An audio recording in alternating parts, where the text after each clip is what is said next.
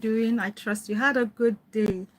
And so in today's live video, I'll be talking about 7 habits that will make you a financial burden in old age and how to avoid them. 7 habits that will make you a financial burden in old age and how can you avoid this. So let me ask you something. When you are older, maybe the next 10 years, the next 20 years, or even next 5 years, and you are no longer working, do you want to be financially free? Do you want to be comfortable? Do you want to be secure? Or do you want to be financially dependent, waiting on others, maybe your family, your children, the government, even church, or even charity to rescue you financially? So this is what we're looking at today, that whatever happens and whatever your answer will be, whether you want to be secured in the next couple of years or whether you want to be financially dependent on others, will be dependent on what you are doing now, will be dependent on the actions that you are taking financially now. That is why we're saying that there are certain habits that when you continue to do them, it will lead you to become a financial burden in old age. And we're saying that this is not meant to be. The prayer of everyone is that by the time they retire, the prayer of everyone is that by the time they stop to work, they will be financially free. They will be able to maintain the same standard of living. And it is not just a wish. It shouldn't be just a prayer. It is something that the steps that we are taking now, today, that will help us to achieve this goal of becoming financially free and not being dependent on others for our daily living. Don't forget that by the time we finish working, it means that that source of income is dry. It means that that source of income is no longer there. And we're saying that if we take actions now, if we take certain steps now financially, it will help us to be free in future. It will help us not to be dependent on other people in future.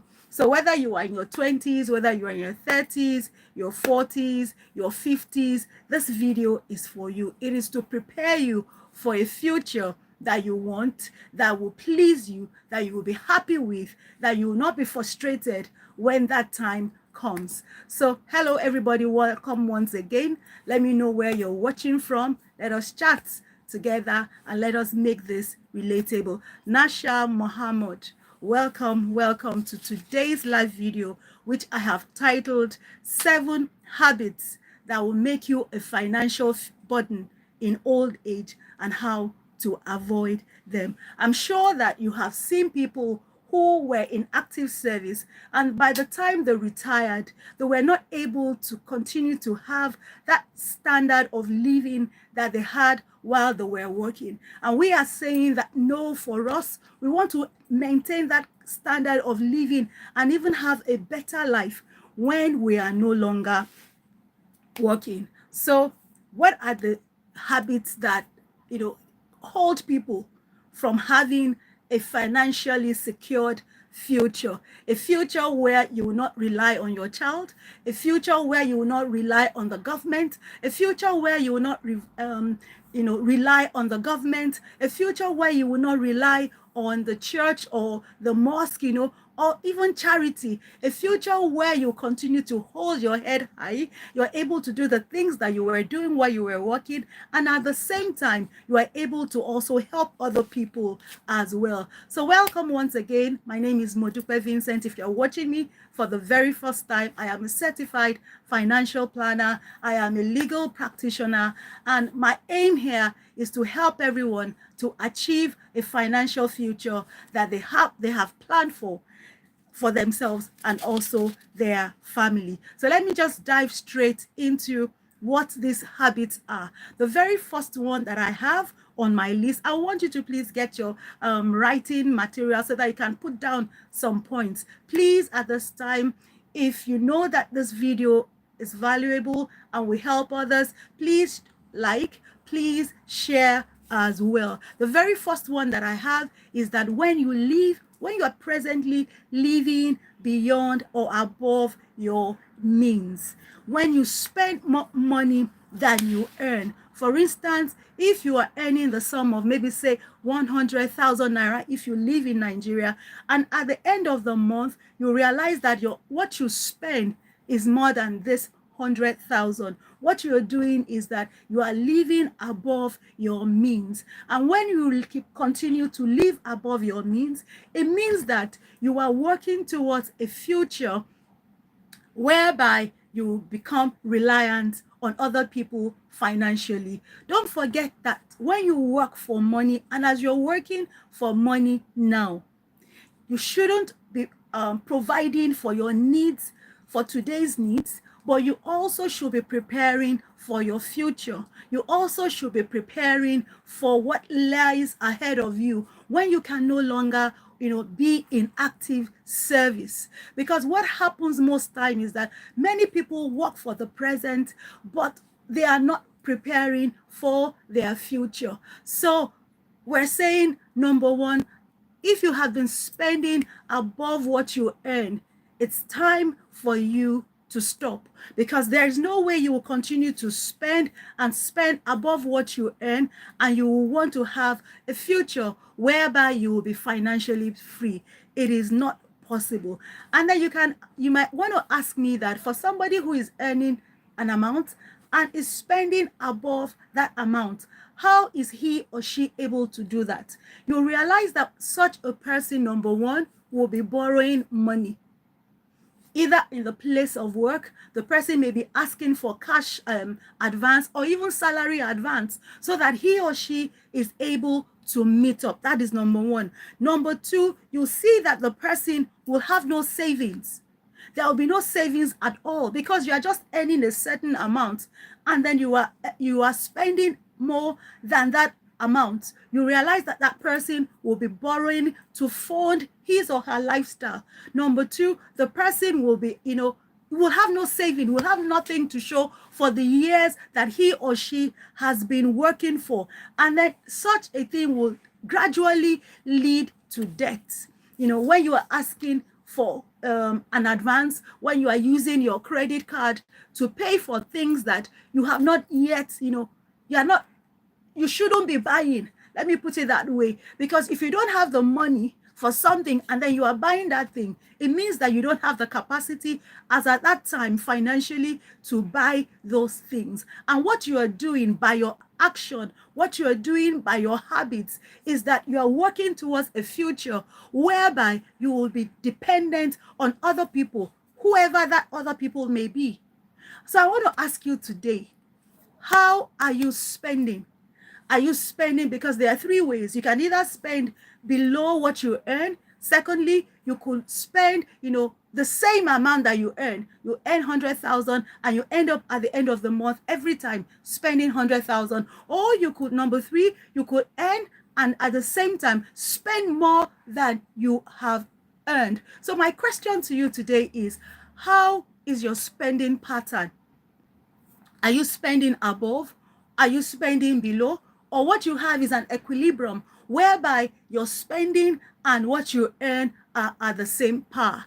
Don't forget that what we're trying to talk about this evening is to have a future whereby you are not dependent or reliant on any person whatsoever.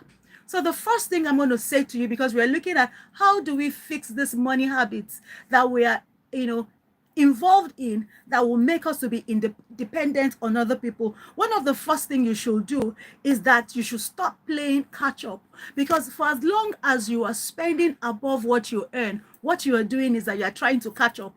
Every month you're trying to catch up, because by the end of the month, when that salary is gone, because for somebody like that, even before the end of the month, you realize that there is nothing again. That is the reason why you are borrowing. That is the reason why you are using your credit card, And so we're saying the first thing is you have to stop playing catch up. You have to be realistic to yourself. You have to ask yourself, how come I am spending above what I am earning? And the easiest way for you to know is to put down the things that you are buying. If I should ask you now, everyone here watching me right now knows how much your income is. You know how much you are earning. But if I should ask you, how much is your outflow? How much is the total of your expenses? Some people might not be able to answer me, and you have to be able to answer to say, how much really am I spending, and under what category am I spending what on? Maybe on your transport, maybe on your utility. You must know for certain how much you are earning, and that way you are able to begin to work towards, reducing that habit of spending above what you earn. So that is the very first one, living above what you earn. And so I want to encourage you, if you see yourself borrowing, if you see yourself continuously to use your credit card, if you see yourself being broke before the end of the month, before you get your salary, if you see yourself not being able to account for the amount that you were, your salary, or even the gift that you are giving financially, then I want to tell you that these are signs. These are signs that you are spending above, you are spending beyond your salary. And if you want to get to that financial goal that we are talking about, to be financially independent and to be able to take care of yourself when that time comes, then you have to stop spending above your means. So please, let me know where you're watching from. Say hello. Let me know where you're watching from, please. Thank you. Let me know where you're watching from. So I want to say this in regards to you spending more than your salary or more than your means. I want to say this, and I want you to please put it down, or please, let it ring anytime you want to spend more than your means. And I want to say this, that if you are always spending more than you earn, then it means that your future is already in debt. Please don't forget that at any point in time when you are spending more than what you earn, then your future is already in debt. That's the fact. Even if you are not seeing it today, because most times some of the things are actions, some of the actions we do financially, we might not really see the effect of that action. You might not really see the effect of you spending above your means until in future, when you look back to say that, oh, how long have I worked in this place? And you see that you have worked, well, maybe like a year or 2 years, and you ask yourself, you want to take, inventory to ask yourself to say, okay, I've been working here for, 1 year. I've been working here for 2 years. What has been my salary? And then you are asking yourself, what do you have to show for the years that you have worked? If you have been earning 100,000 every month, I'm using an example. I live here in Nigeria. If you have been earning 100,000 every year, it means that by the end of every year, you have earned 1.2 million naira. That is what it means. And if you are to ask yourself, based on what we are talking about, how much have you spent? If you earn 100,000 every month, how much do you spend every month? If you spend 80,000 naira, it means that you are spending below your means. But if you keep spending above 100,000, even if it's 5 naira above it, it means that you are spending above. And what you are doing to your future is that you are creating a debt for your future. And then in reality, you will not be able to, live without being dependent on others for your financial future. So the second money, habit that you must avoid if you don't want to be dependent on other people in future is for you, what I call the over generous syndrome. What it means is that you are being too generous even at your own expense. I'm not saying that you shouldn't give. I'm not saying that you shouldn't bless people. I'm not saying that you shouldn't help people. But I'm saying that you must create a balance. Create a balance. Don't be too generous at your own expense. Some people are so generous to the extent that at the end of the month, get to that number one, which is that they are living above their means. If, for instance, you are earning the sum, I'll still use that amount, the sum of 100,000, and then a friend asks you for help, you give him 10,000 naira. Another friend asks you for help, you give that person 10,000 naira. That is already 20,000 naira out of your 100,000. So it means that you now have to live on the 80,000, and going by your expenses, will that 80,000 really be enough for you? So if you are too generous at your own expense, it's something that may cost your future for you to be dependent on other people in future. And why is this a problem? Number one, when you are doing this, being generous, you are giving, even without you having savings, without you having an investment. What you are doing, number one, is that you are neglecting your own future. What you are doing is that while you are funding other people's, lives, you are, neglecting your own future. Because all that we're talking about this evening is about your future. It's for you to have a secured future whereby you will not be dependent on other people for your own life and for your own security, your financial well-being. Another thing that, why this will be a problem is that you are not funding your retirement. Because that is what we are talking about. It's about your future. It's about your retirement when you are no longer in active service, when you are no longer being productive for you to earn a living.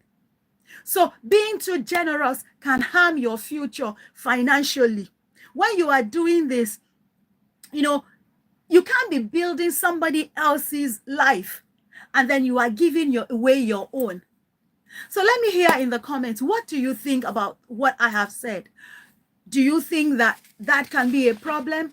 Or you think that, okay, it's fun, it's fair, I can just go about doing what I'm doing? Anyway, so how do you fix this challenge, this habit of spending too much over people, even at your own expense? The very first thing you should do is that you must set a given budget. In your budget, one of the things that we must do, financial habits that we must cultivate, is that we must have a budget. What is a budget? It is simply a spending plan. That is what a budget is. How do I spend? It helps you to know what comes in and also helps you to determine how your money will go out. So in such a situation where you are somebody who loves to give, because it's a good thing to be a blessing to people, it's a good thing to help people. So one of the things that you should do is that you must have a spending budget. And in that budget, you already make, you already create something for giving. So you're not ultimately putting away giving.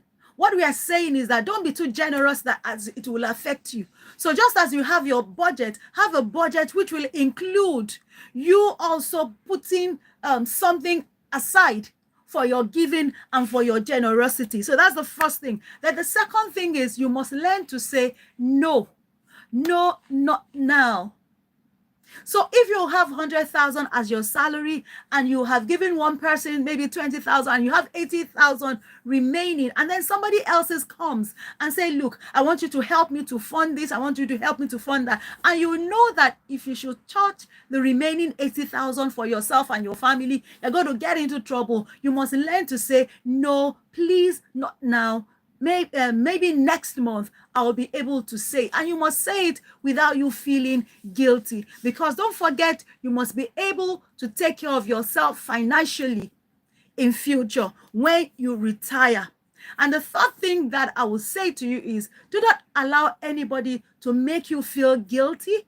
Do not allow anyone to manipulate you. Because what people will say is that, oh, okay, so you don't want to help me. Oh, people say so many things, not knowing that you also have a future to protect, not knowing that you also have children that you want to take care of and to be responsible for. So I'm going to say this. This is my own, saying when it comes to being overgenerous, to your own disadvantage. So I want to say this, and I want you to please take note of this, that you cannot save everyone. especially if you yourself, you are drowning. You cannot save everyone, especially where you yourself, you are drowning. So it is, yes, it is good to be generous, but I'm saying that be wise when you are doing this, when you are giving out. Ensure that what you are doing does not hurt you financially. Keep, create a balance. That's all what I'm saying. Create a balance that you yourself as a person, you also deserve financial peace, but now and also in future. So please, if you are gaining value, I want to ask you to please let me know that you are gaining value. That way I will know by you liking the video, by you, dropping a comment. Let me know how you feel. And please, once again, if you haven't yet subscribed, please subscribe to this channel. So the number 3 habit that may hurt you and make you to be dependent on other people in future is when you think that you are either too young. Oh, after all, I'm in my 20s. Why should I be thinking of my future financially? Oh, I'm just in my 30s. Why should I be thinking of my future financially? Or when you think that, oh, I am too old. Oh, I'm already 50. Oh, I'm already 55. Oh, I'm getting close to my being 60. And you feel that, there's no need for you to do it. I want to say this to you, that you are neither too young or neither too old. You are not. If you had not done that to prepare for your future, to prepare for your retirement yesterday, then it means that today is the next best time for you to start preparing.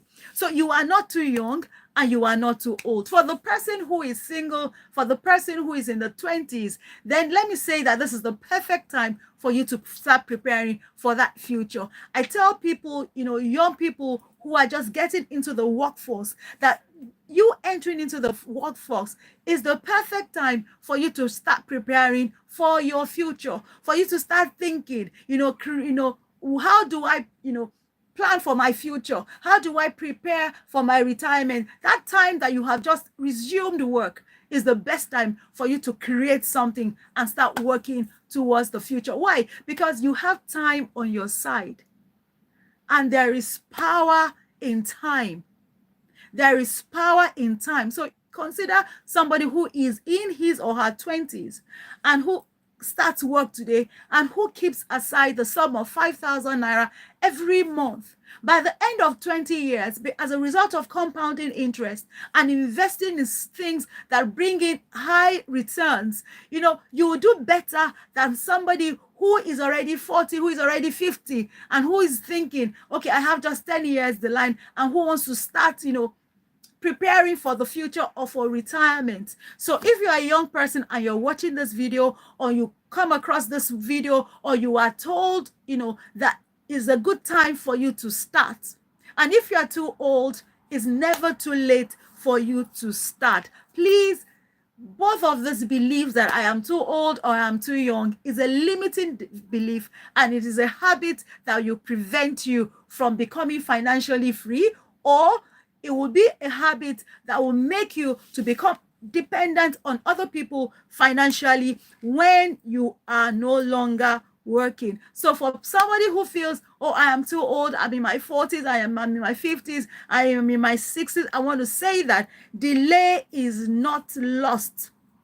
Delay is lost opportunity. Sorry, delay is lost opportunity. So please start thinking and start working towards your financial future. So when you think you are too old, let me say it is never too late. It is never too late to start preparing for your retirement. It is never too late for you to start anything. It is never too late.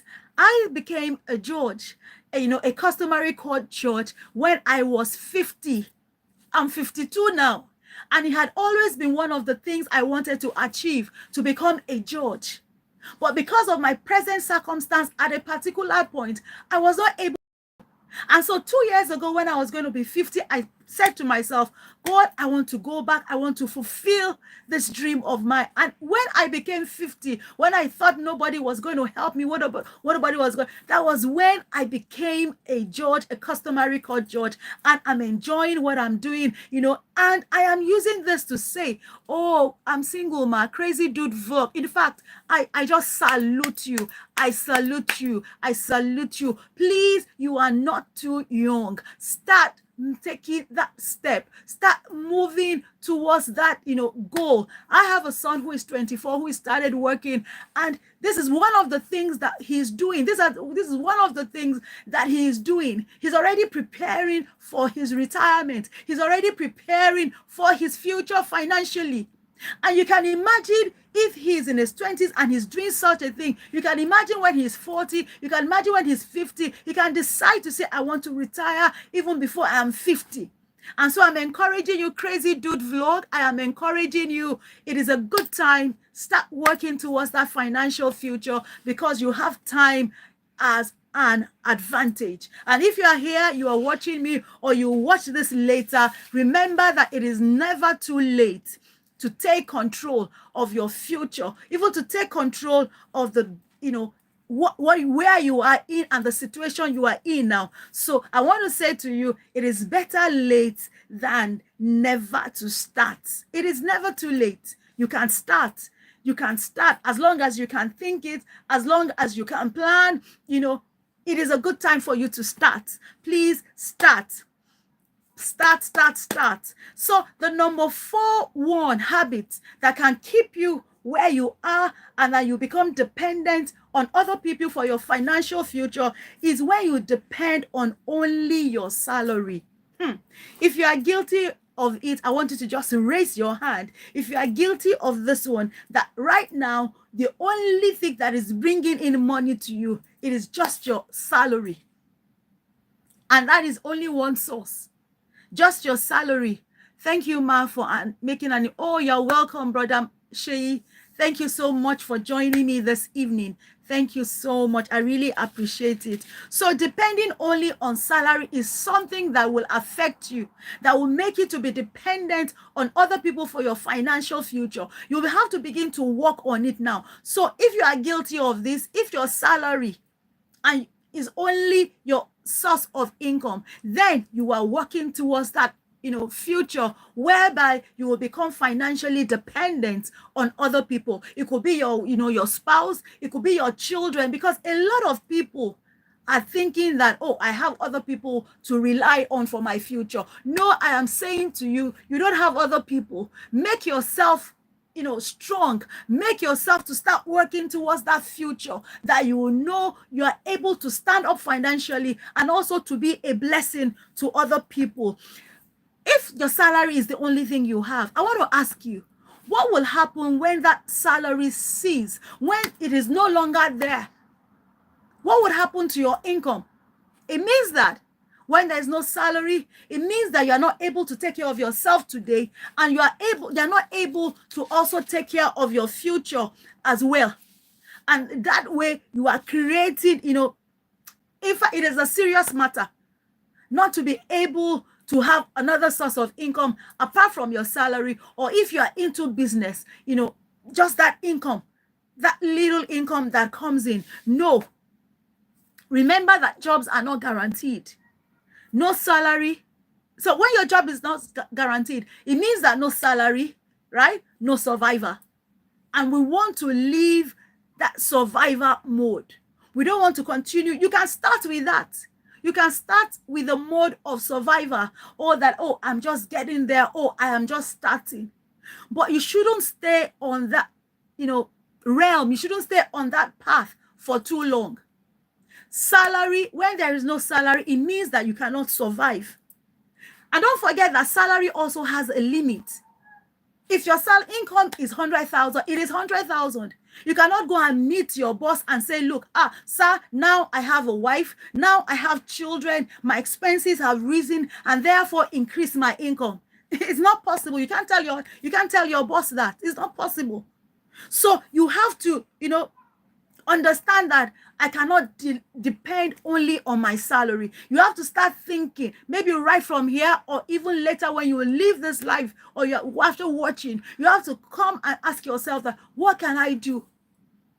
What else can bring other sources of income to me? And what I'm going to say to you right now at this point is start budgeting. Start small with where you are. Start budgeting that salary. Start something else that will bring extra income to you. And I also want to say this. Don't wait until your salary fails. Don't wait until it fails you. Start building your backup plan now. So what is that backup plan apart from that salary? What else are you doing apart from that salary? Start having a backup plan. It is important. So the number 5 one that I want to talk about this evening is depending on government or your pension alone. Or when I talk to people about their finances, or when I help people to navigate the journey of financial planning, people tell me, when I ask them, okay, so what will happen? What are your sources of income after retirement?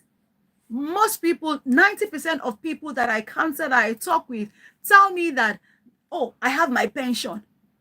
Oh, and I ask them which pension, and they tell me that the government pension. Please know that that will not sustain you. That will not be enough. Because what happens with pension is that it is contributory. You, in this part of, in Nigeria, you pay a certain amount if you are working for the government or something. You pay a certain amount, which is 8% of your salary, and then your employee pays 10%. So altogether, every month, what is being deducted for you as your retirement savings here in Nigeria is 18%. So what are you going to do with that?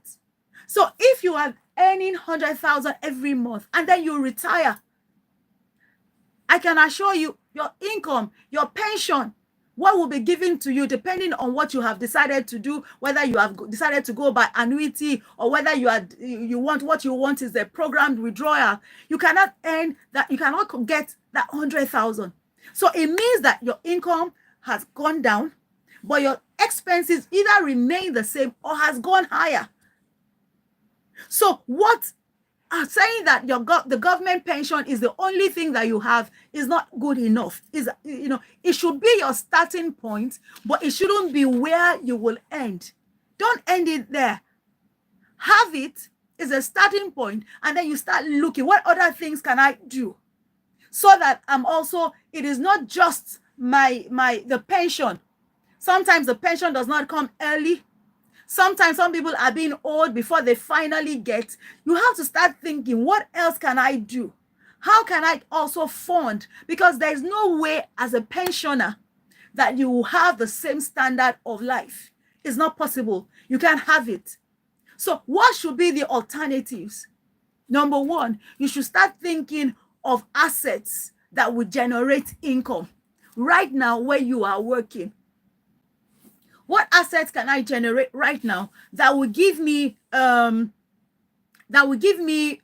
what will give me the benefits later in future? So that is what we are looking at. So depending only on government pension it doesn't do it. It doesn't cut it at all. So the number 6 one is when you trust people who trust in miracle investment, or what we call Ponzi schemes. Yes. What these people who are behind, the promoters of Ponzi schemes or miracle investments, what they know is, and what they play on is emotions, people's emotions. They play on your fear, that is an emotion. They play on, greed. Oh, I just want to quickly make good money.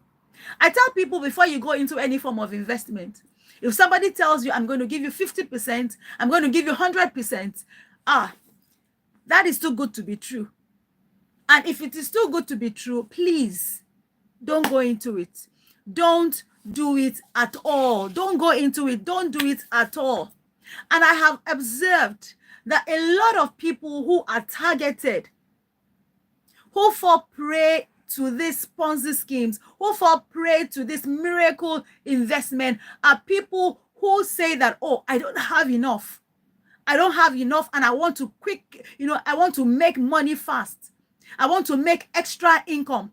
Oh, I want to, quickly multiply this money. These are the people that fall into this prey.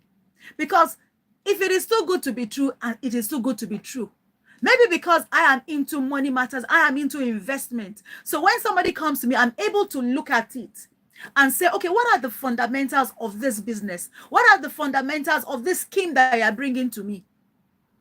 If there is nothing, if all you are doing is, oh, if you bring one person, from that one person, you get this amount. Or if you bring that two people, will increase this amount. Or, oh, don't worry, you don't have to do anything. Just bring in so amount of money. By the end of the month, this is what we will give you. And some are even saying that, look, every day we're giving you so amount. What is the fundamentals? What are they doing? What business are they doing other than bring somebody and we'll give you money? An investment is not a get quick rich thing. An investment, you have to be consistent. For an investment, you have to be patient. For an investment, it is not short-term win that you give them 50,000 and then you get 100,000 or 75,000. So I want to say to you, be careful. And what happens is that, especially for people who know that, oh, I'm going to retire soon, what they do is, okay, maybe this money that have been given, my gratuity that have been given, let me just quickly pay it. And the interesting thing is, you do it once, you get the benefit, so-called benefit. You do it the second time, you get the so-called benefit. It is when you now add more money that something would happen. So I want to say to you, please be careful. Because when you're thinking of the future, one of the things that will come to your mind is, oh, the fear of you outliving your money. And that is what we said. If all you're just depending on relying on is the government pension, there is no way you're going to live a standard life. You're going to live the kind of life that you have been living. No, it's not possible. So one of the fears, one of the things that pushes people into this miracle investment or Ponzi schemes is because they see that, oh, what I have is so amount. I want to be able to outlive. And so they want to quickly multiply that money. So they move into this. And this is being fed by also, greed. With the hope that, oh, this is a hope. I tell people, when it comes to your money matters, hope is not a strategy. Oh, I hope that this one will do. Oh, I hope that, oh, my luck, I'll be able to. No. When it comes to, you have to be deliberate. You have to be intentional. You have to be strategic, and you must plan. It is not a matter of hope. It is a matter of strategy, being deliberate, be intentional about what you intend to do. So be careful. There is no shortcut to wealth. I want you to know this evening, there is no shortcut to wealth. Real investments take time. Real investment takes knowledge. Real investment takes patience. So the closer you are to retirement, the more conservative and wiser you should be with your finances. It is not a time for you to just play or chase with your money. It's a time for you to be patient. Even when you're even investing, there are certain investment that somebody who is close to retirement, somebody who is 50, somebody who is 60, should not even venture into. And if you want to venture into, you must ensure that you divide what you have. You kind of diversify. You cannot say you're close to, you're 50, you're 60, and all you want to put your money into is cryptocurrency. You will be missing it. Why? Because it is a volatile kind of investment. So it is important for you to take note of that. You have, if anything happens, you have less time to recover that initial capital that you have put into it.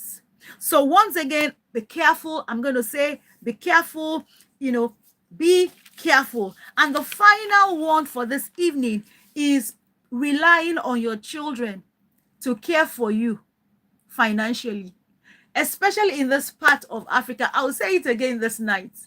You hear a lot of people say, oh, after all, I took care of my children all my life. I spent on taking care of my children, on taking my children to school, on doing this and doing that. So they say to themselves, oh, it is time for my children to also take care of me. Please, that is a wrong notion. Why? Because children are blessing. Our children are blessing to us. And it will be unfair to now put that burden on our children. If you cannot take care of yourself, how come the children that they're just starting their own life? Your children that they're just, maybe it's a man who has just gotten married, or the woman who has just married and they're just starting their family, and then you want to put all that burden on that child. It will be unfair on you, and it will be unfair on that child as well. Don't forget that that child too is just starting, and that child too has his or her own financial battle. And when you rely on your children and you say that your children are your financial plan, you are also, you are losing self-respect. You are losing your dignity. You are losing your freedom. Because imagine, I know the dreams and the goals I have after retirement. I'm not going to say that I'm going to even retire. I have what I do for myself. And there is no way I'm going to stop what I love to do. So, and I say to myself, I want to travel. I want to just enjoy. I want to go on vacation. Is it going to be possible if I am depending on my children after retirement? Do you think my children will owe me to say, okay, mommy, my children that they are just starting out to say, oh, mommy, we want to pay for it? It's possible. It's possible if they have, the income to say, mommy, this is what we want to do. But it will not be as I want it. So that is why I'm saying that, you kind of lose your freedom and you kind of lose your independence, because you have to wait on them to say that, okay, mommy, now we can afford for you to go on your vacation. So please start planning now. Start planning for that future. If it's possible right now, get insurance. Even in Nigeria, please get insurance. Life insurance, we're going to look into that later. Health insurance is also key, because this is one thing that can wipe out your income even after retirement. Being ill, one operation, one illness can wipe out all you have. So I'm going to encourage you, get insurance as well. We're going to speak about insurance because a lot of people here believe that, why do I need insurance? But it is important, and there are different kinds of insurance. And good thing is that now we have HMO here in Nigeria. So start planning early, get insurance if you can, begin to get assets that will generate income for you. Give your child, if possible, help your children, give them wings to fly. Rather than you depending on them, help them so that they can become financially free early, and they can also begin to do things for themselves early as well. So I want to ask that if this has blessed you, if you have gotten value, please, if you have not yet subscribe to this channel. Please like it. And I want to also hear from you. Share to people who will also benefit from this. We have looked at 7 money habits that can make you to be dependent on others. Maybe the society, your children, the church, charity, even the government. And we have talked about how can we avoid this. I had about 30, but for this purpose, I'm speaking just on 7. The first one, I said, when you live above your means, you are creating a habit that will affect your financial future. Number 2, when you are too generous, even at your own expense, it will affect your financial future. The third one that we spoke about is when you think that you are either too young or too old to start preparing for your financial future, to start preparing for retirement. And I said, no, you are not too young. You are not too old. Start now. Take those steps so that you are deliberately working towards a beneficial financial future, and not you working and slipping into something that's going to hurt you. So the fourth one that we spoke about is when you depend only on your salary. We say that that is not good enough. When there is no salary, it means that there will be no survivor. The sixth one that we talked about is you depending solely on government pension. And we say that there is no way you're going to maintain your former standard life of living if all you are depending on is government pension, because government is not going to pay you 100%. It's just going to pay you a certain percentage depending on what plan that you have. If what you have is an annuity, there will be things that will be considered and it will be calculated in a particular way.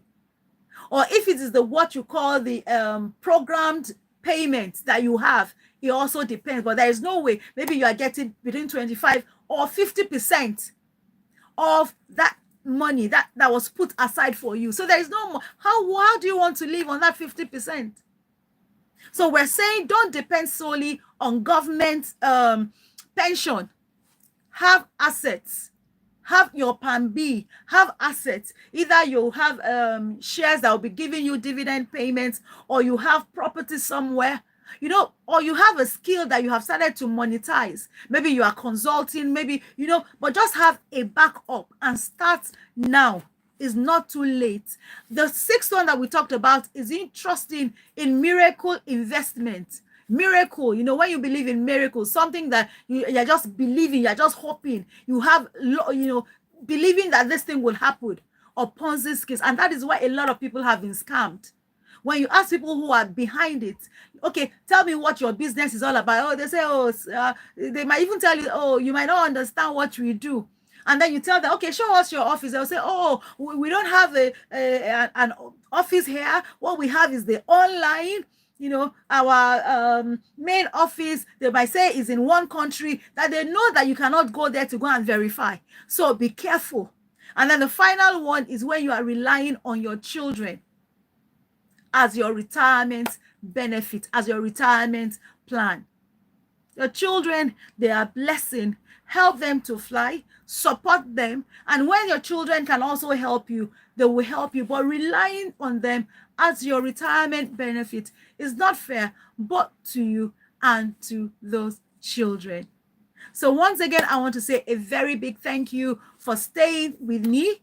Please don't forget to like, don't forget to subscribe, don't forget to share as well. And I want to say that for those who have been asking me that do I offer consultation? Yes, I do consultation. I do a one-on-one, so I can help you on this financial journey. Or if you just want to talk to me, you just want to have a direction, I do that as well. So until tomorrow when we're back here to talk, I say that I am on a 30-day challenge and I'm doing it every day apart from Sunday. We'll be back here to continue with money matters. So keep winning with your money. Be money wise. And if there are questions or clarification, you can please send to me. My WhatsApp number, you can DM me, is in the description. So thank you for watching and staying with me. God bless you. I'll see you at the top and see you tomorrow. Bye.